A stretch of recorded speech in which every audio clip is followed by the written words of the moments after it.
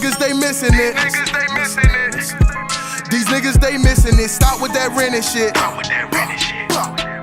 Go to the dealership, Tyler been getting it. So moving on to another song that you guys have, Vice. There's a line there that say you better choose your vice wisely or lose your life.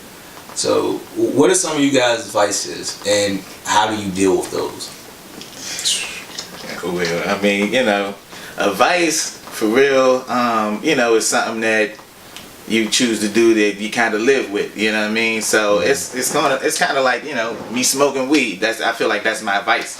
You know what I'm saying? It's not something that necessarily has to be done, but it's something that I like to do, you know what I'm saying? So, right. You know, it's kind of my vice, you know what I'm talking about? But, you know, if you know, choose that vice wisely, whether it be, you know, gambling, crack, whatever, you know what I mean?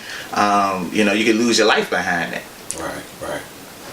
So, a little earlier, you know, we talked a little about Gogo, well, we mentioned Gogo. So, for people out there on the internet, on YouTube, Instagram, that aren't aware of what Gogo is, could you describe that a little bit, or in the best way you can? I know it's difficult to describe it to someone from out of town, but what would you say Gogo is, and going to a Gogo and the whole culture behind that? Rock and roll. Yeah. and I always call it either that or sped up jazz. It's like sped up jazz. But yeah, definitely black rock and roll. So it's a blend of jazz and rock and roll. That's probably the best explanation of it. It's like a mix.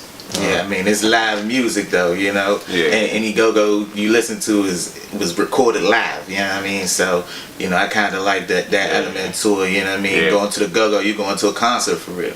Right. You know what I mean? You got the congos and the drums, you know what I'm saying? Music, percussion dominant. Yeah. Yeah.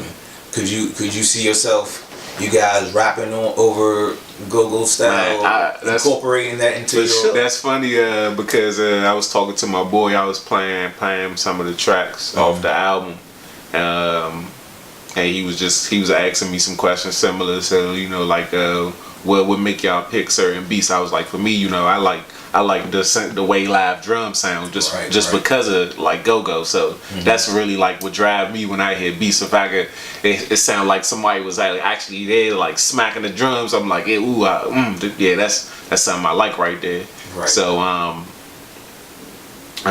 so that's where I go for when I pick beats. But but incorporating the sound, what you think, like I mean, Wale did a couple tracks. Yeah. He did a couple tracks, and Red Essence toured with Ludacris for a minute. EU had doing the butt, so Gogo got his recognition. That's why I'm saying like DC don't really have to be that lame, but it's some way that we could incorporate that into a sound. And I feel like that's another thing that's really dying out of rap, because a lot of people sounding the same, and it was really like you had like regional sounds. Like New York had a sound, Atlanta had a sound, St. Louis had a sound, LA had a sound, Houston had a sound. You had all these different sounds, and you can enjoy different flavors of music, and that's one thing that's down from rap too, that need to come back. Right. And you could probably blame that on record labels too. Right. And the radio. Alright, so we talked a little bit about the music, so we talked about Gogo. So what's your writing style? What's the process like? Do you freestyle? Is it written, or how do you go about, you know, creating the content that you do? We started with me. Yeah, we start with you. I mean, it's a combination of both for me. You know, every song for me just starts off with playing a beat and me freestyling. I freestyle something, couple bars or something, and then either I take that and that'll be my verse, or I take that and that'll start off the hook. And, you know, I'll take the concept from that and then we off to the races. So in the beginning it'll start off, you know, freestyle, improv, but I'll write it down after I get down what I want to say. So, like I said, it's like a combination of both. Okay. What about you two? You want to go? You want me to go? All right. For me, it's like really in the moment.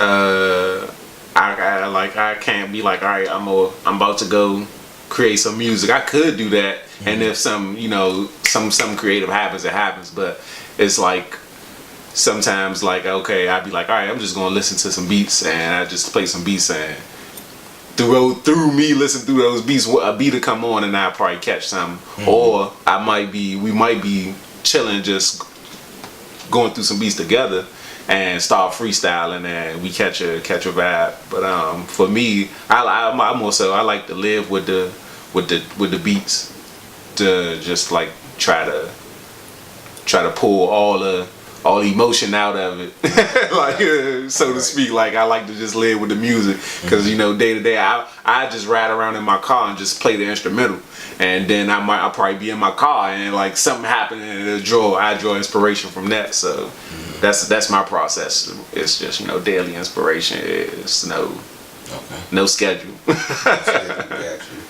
Yeah, mine's kind of trying to find the inspiration when listening to beats, because I hate picking beats. So my thing is I probably listen to the beat, whatever the concept is, come up with something, try to, because I mesmerize my lyrics. I don't write my lyrics down, so it depends on like the vibe, for real, man. Most of our stuff is kind of out the window. It comes here, sometimes we hit or miss. Right. Oh yeah, when we're creating together. Yeah, when we're creating together rather than by ourselves. So. Yeah, like a couple tracks, a few tracks off the album, like Life, we was all just in there together, and that happened. Just happened. Yeah, like he laid down the hook. I just heard the hook. Yeah.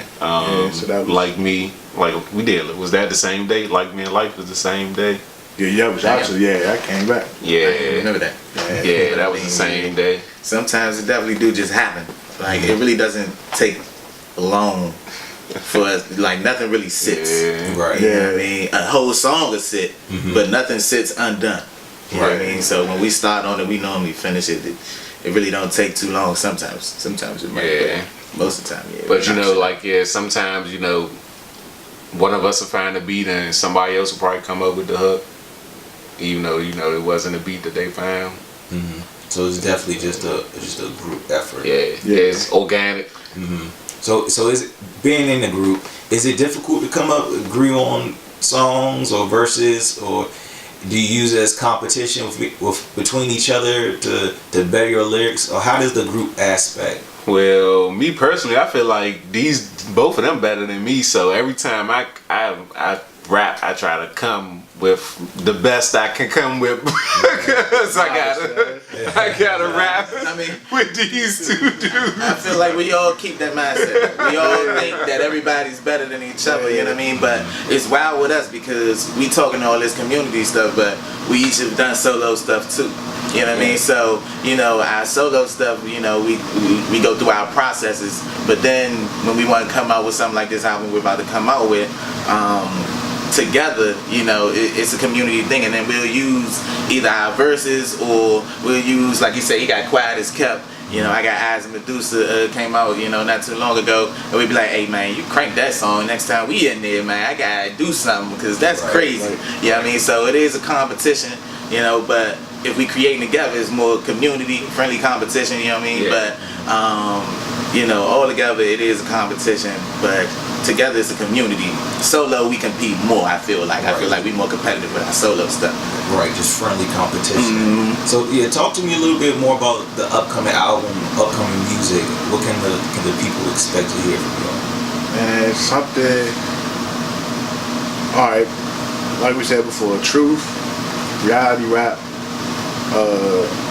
organic, new. It's not gonna sound like we got jazz on there. We got probably we ain't got no party songs in there. I'm about to say party songs. So. We took Poppy off. So. I mean, we might put Poppy on there. We might have to put that. But what song was that? You said Poppy? Yeah. That should go on there. What's funny? I was half asleep, so I was like just listening to y'all on SoundCloud. What the fuck? And I looked at my phone like, man, what song is this? I definitely fuck with that joint. That was a sleeper, man. Yeah, it definitely goes in. So I guess my next question is, you have a title for the album?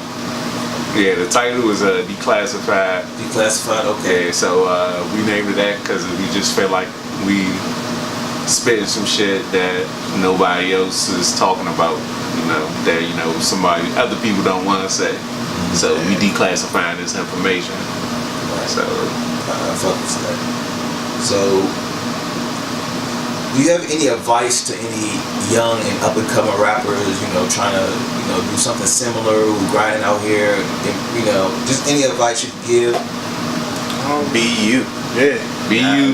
Be stay you. hungry. Like grind. Yeah. Like no matter how hard it get. Challenges. That's life. You supposed to get challenged. So don't let the obstacles stop you. Believe in yourself. Yeah. That's probably like the best advice. And once you do that, once you accept the fact that shit is going to happen, you can overcome anything. Cause you be like, fuck it, I knew something was going to happen eventually. Right. Let me just push through. So Yeah. I guess it's similar to the whole Hushhh thing, man. Like I said, we've been doing this shit for 9 months now. There's been plenty of times I done deleted the app off my phone and said, man, fuck this, man. Fuck this. But like you said, at the end of the day, you gotta remember, something's gotta happen. right. The odds of me, keep going out here and trying, something's gotta happen. Right. Right. So I think that's an important thing that a lot of up and coming rappers should remember when they do get discouraged. So what keeps you focused when you do get distracted or life happens? What brings you back to the music? I just love creating. They'll tell you it was times where I just said, fuck it, I ain't rapping no more. And I'll find myself writing music even though I gave up on rapping. But so it's like I just love the creation of music. I don't know, man. I don't make music for other people. I make music that I enjoy creating. And if other people in turn enjoy it, then that's a plus. In some way we connected. And that's what's up. You see what I see. So it's always to meet people who see the same way. Niggas, they missing it.